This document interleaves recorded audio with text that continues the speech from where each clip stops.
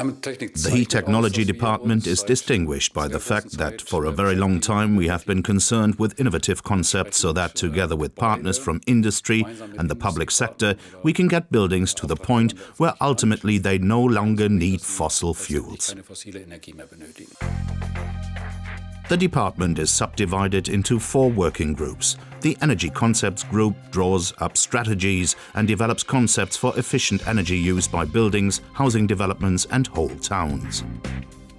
The Building Systems Group examines the energy efficiency, feasibility and acceptance of the innovative concepts once implemented and supports industry in the further development of its building components and building services systems.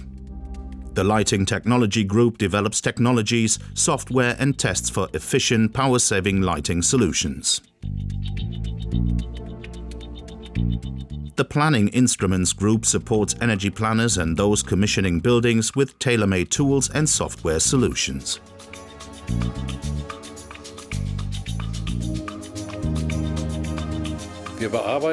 Actually, we work on the whole of the existing building stock, starting with the thermal insulation and going on to highly innovative windows, and all the way to lighting and air conditioning and the building's technical facilities.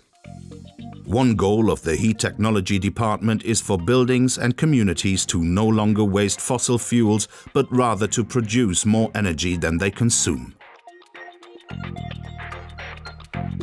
To this end, the working groups optimize the building's technology, from ventilation to heating, from lighting to energy systems, and test the quality of its facade elements.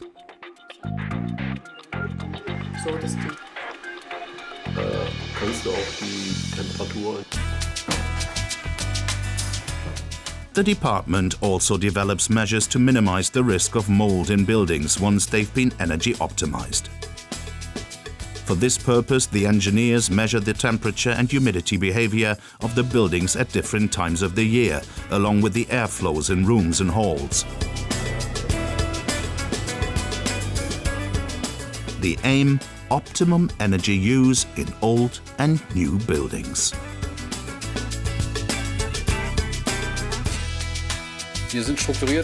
We are structured in such a way that we can represent the whole chain of the development process.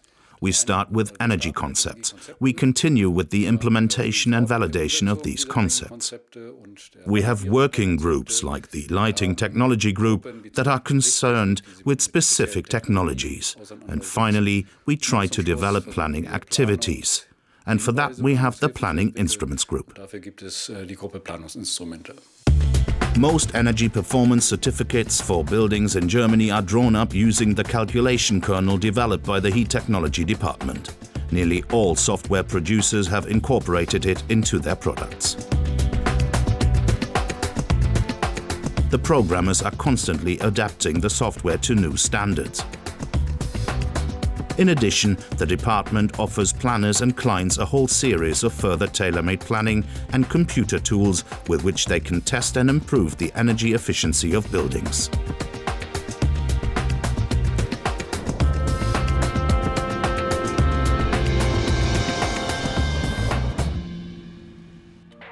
However, the Heat Technology Department develops, evaluates and validates energy concepts not just for individual buildings, but also for communities and whole towns.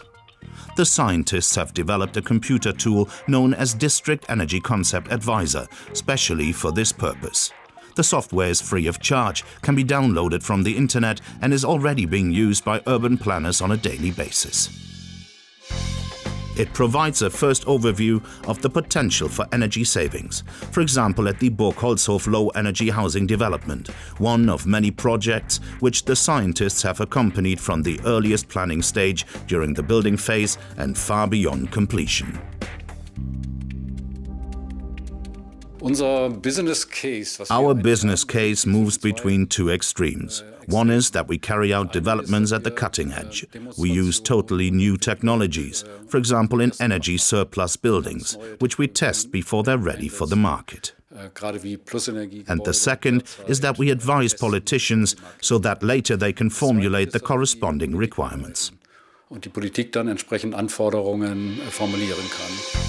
For more than 30 years, the department has fostered energy-saving building techniques. The first solar houses still use some 180 kilowatt hours or 18 liters of oil per square meter per year.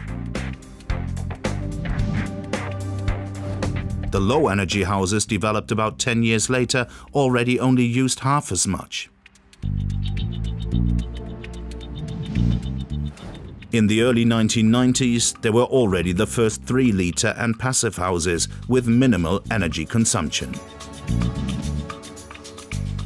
These were followed by houses that used zero energy for heating. The local environment supplied all their energy for heating needs. The energy surplus houses developed in the meantime even produce more energy than they consume. In parallel with the technological progress, it has been possible for the politicians to continually tighten the minimal legal requirements over the years.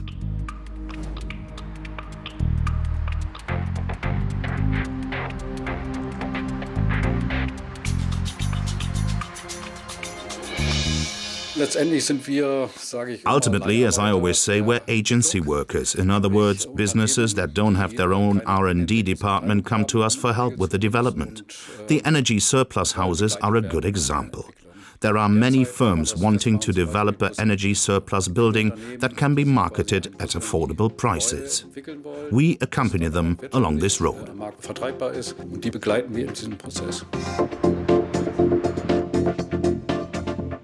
The scientists don't just evaluate data, though.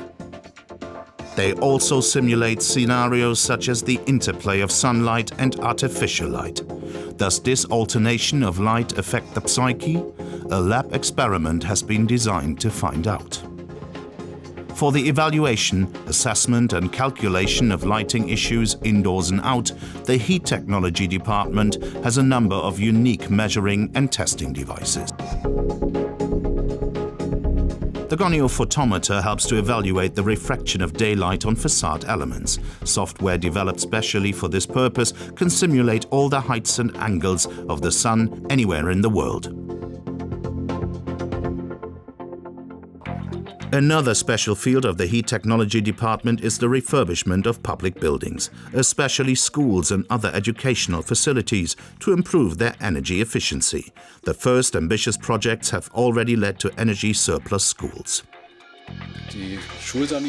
We are now taking the opportunity of school retrofitting to really get them up to plus standard. In other words, improve school buildings so much that they have a surplus on energy in future. This works quite well, as it does in all buildings where there's no great demand for electricity. Where there is, such as in office buildings and computer centers, it's more complicated. Here, it doesn't work yet, and we're trying to find the right concepts to include these buildings in the program too. In addition, the department is concerned with the energy flow of whole towns. Who consumes how much and where? Which forms of energy are used? Where are there losses? Where is there a potential for unused energy? What would a municipal roadmap for efficiency enhancement look like?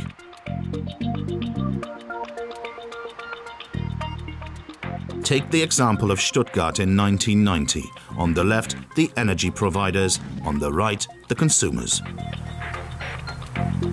2010, 20 years later, the energy flow is less. The savings concepts and the measures already implemented are beginning to have an effect. Further progress is predicted for 2030. The forecast is based on current development in consumption, and on the assumption that the federal, state and local authorities will actually implement the planned energy policy measures.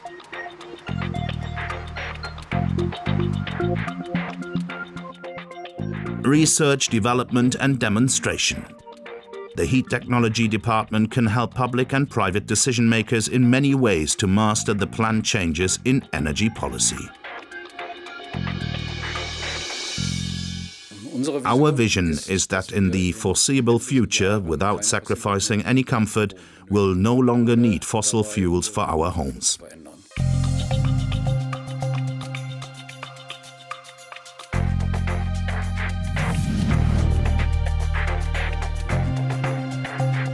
The Heat Technology Department at the Fraunhofer Institute for Building Physics has been a sought-after partner for more than 30 years.